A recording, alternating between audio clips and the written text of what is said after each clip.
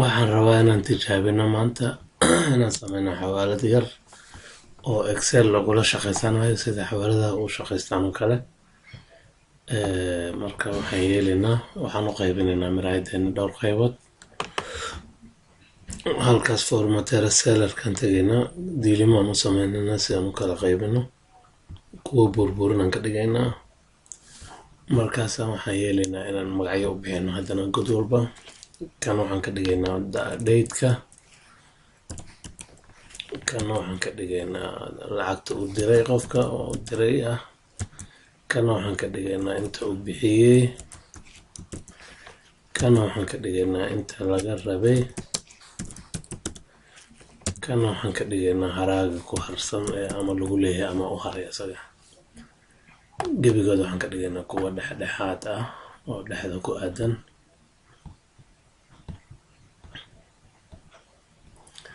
waan gartay marka halka marayno ayaan date-kii waxaan u sameynaynaa marka qaabka maalinta u ekaanayso kalan sameysanaynaa.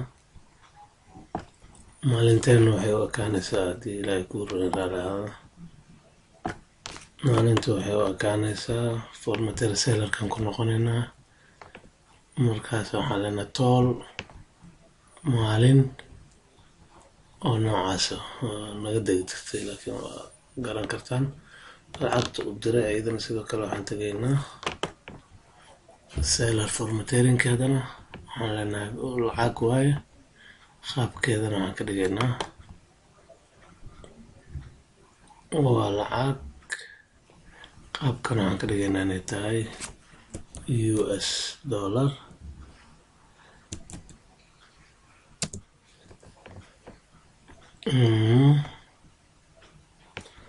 okay kuwan kale korona iska ahaanayaan ma garata laga raba iyo haraaga iyo kulli waa inay korona ahaadaan ayagana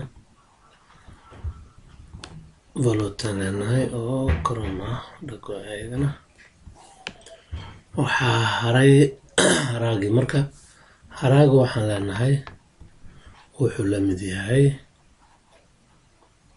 haraaga wuxuu la mid yahay kaas oo laga jaray kaas ayuu la mid yahay haraagu. marka haraagu kulligii wuxuu noqonayaa mid isku mid ah oo isticmaala dariiqadaas.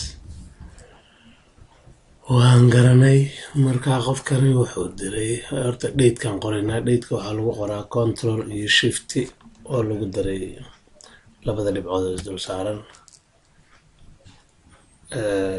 kaas wuxuu noqday saacadii laakiin date-kii waa ka maanta. marka wuxuu diray ninkaasi lacag dhan $250 waxaana wuxuu bixiyay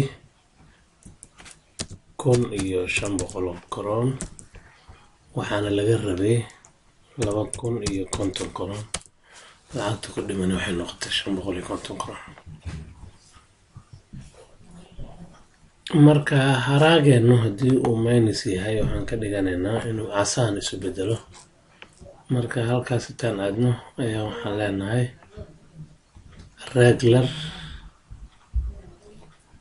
mean dareen haddii uu ka yaryahay waaye zero koron hadduu ka yaryahay waa inuu noqdo farcad gaduudan.